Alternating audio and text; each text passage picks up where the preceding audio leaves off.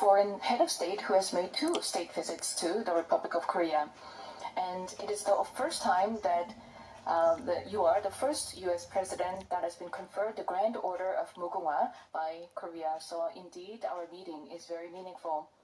And what is also significant and impressive is that it's been 9 months since your inauguration, and around the world, in 8 conflict zones, you brought peace.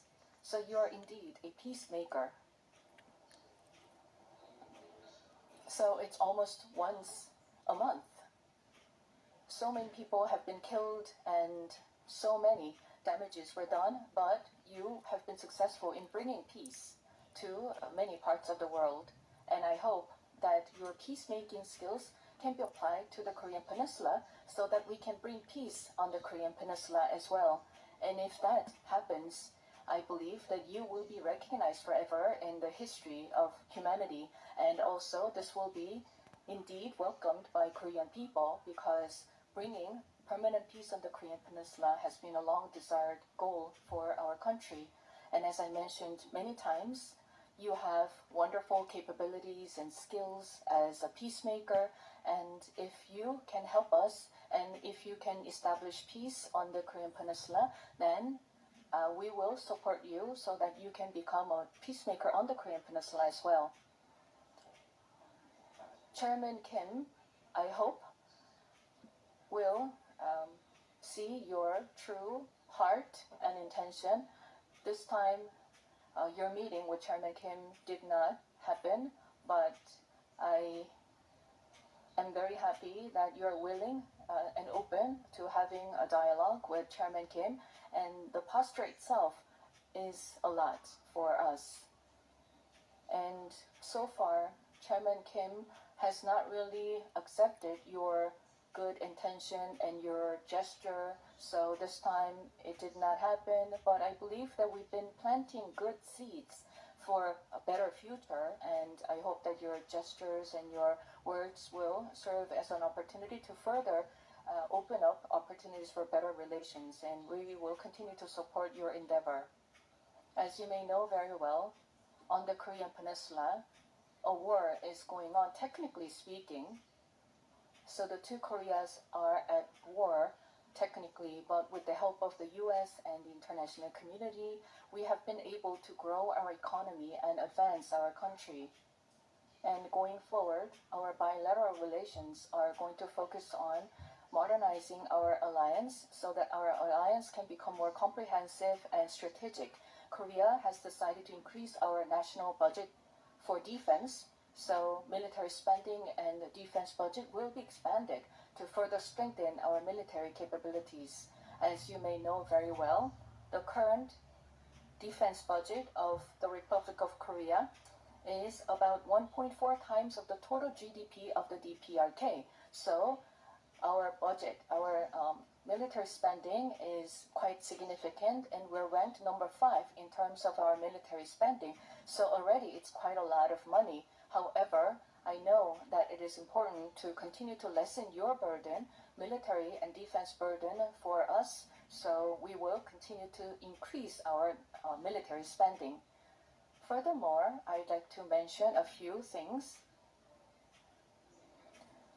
When I met with you last time, I didn't have a chance to explain in further detail, so there may be some misunderstanding. But when it comes to submarines powered by nuclear energy, I hope that you will support so that we can get supplied of nuclear fuels for submarines. We're not aiming for nuclear-armed submarines, but rather conventionally armed submarines powered by nuclear energy. Because our conventional submarines have limited capabilities, they cannot really effectively monitor and counter any undersea activities from other countries. So if you allow and support the supply of nuclear energy and nuclear fuel for submarines, then we will be assisting building submarines and military vessels. And if we are equipped with nuclear-powered submarines, we can help your activities around this region by providing the patrol and other activities. I understand that you have already expressed support for reprocessing of spent fuel and enrichment of uranium. And if you facilitate the working level consultations between our two countries regarding that, we will be able to achieve good results. And you are now working to make America great again. And I can see that there has been a lot of achievements. And last night I checked that your stock indexes have hit another record high. So you are indeed making America great again. And so against this backdrop, Korean companies will continue to invest in the US, and we will continue to support your endeavor in revitalizing your manufacturing sectors, and shipbuilding sector cooperation will also continue because this will benefit the Korean economy as well, and it will benefit the US economy. And all these efforts will further advance and strengthen our bilateral alliance and relations. We have 50 million people in Korea, and along with our Korean people, once again, I welcome you to the Republic of Korea, and I hope that we will continue to work together for better Korea, for better US, and also for better bilateral alliance. Welcome once again. Thank you very much. And I want to thank all of your people, many of whom I know, tough negotiators, and that's the way it should be. And I will say that we're working together. There's a great love between our communities, between our people, between leadership, and we're all friends. I know you showed me a picture from a long time ago of you and I, and you're looking better now than you did then. That was quite a while ago, so you're doing something well. But I will say this, that the Korean Peninsula, and I know you are officially at war, but we will see what we can do to get that all straightened out. We've been very lucky. I've been very fortunate to be able to solve a lot of problems in the world. I didn't even know there were so many problems. There were countries that nobody knew that they were even fighting, and yet they were killing millions and millions of people. And we got them, with the exception of one, which I think we're going to get straightened out, Russia, Ukraine. But we got them all done, all finished. And you know that I'll be working on this very hard with you, with your team, with a lot of other people, see if we can do something that makes sense.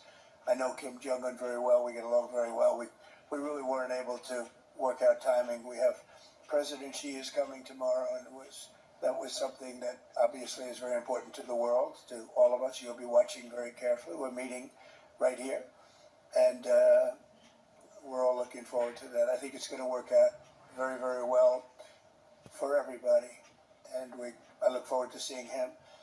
And that was our focus really for this visit. But we'll have other visits, and we'll work very hard with Kim Jong-un and with everybody on getting things straightened out, because that makes sense. You know, I have a couple of phrases that I like. One of them is common sense. It's common sense that should work out, and I feel certain that it will. May take a little time. You have to have a little patience, but I feel absolutely certain that it will. In the meantime, what you've done is amazing. First of all, the welcome and the beautiful honor you bestowed on me as the only American president. That's really a great tribute to our country. Not to me, it's a great tribute to our country, but I had it focused toward you as opposed to against you, which some people did. What you've done and what you've created, what you've done in really a very short period of time, relatively speaking, is amazing. It's really amazing. And you're working with us now on shipbuilding, because you become a master of shipbuilding. You know, during World War II, we were the biggest. We were number one by far, the United States. And then through a series of very bad decisions or lack of caring, we really didn't make ships very much anymore. We made other things very well, but we didn't make ships. Well, making ships is a necessity. And I know we're working in the Philadelphia yards and in various other places in the United States where you're coming. We're going to make ships together in the United States, and we're going to start up shipbuilding, and we'll be right at the top, or at least toward the top, in a pretty short period of time. But we have a lot of industries that are together, and we have a lot of industries where we're leading. We're leading in AI now. We're leading in a lot of the different things. We have many car companies coming back, as you know, to the United States. Yesterday I was in Japan, and Toyota is investing $10 billion on building car plants, numerous car plants throughout the country, with American workers, largely American workers. and we have many of them opening. So we have a lot of industry coming back. We're going to be having, I think, by the end of my first term, we should have $22 trillion invested in the United States from other people and countries, and that's a record that's not even close. I think the record could be just about one-fifth of that, and the previous administration had less than $1 trillion in 4 years, and we're going to have maybe 21 trillion, could be even higher than that in 1 year. So nobody's ever seen anything like no country's ever seen anything like that. But I just want to let you know it's a special bond that we've had. We've had it for a long time, but you've never had it as strong as you've had it with me, and it's a tremendous honor.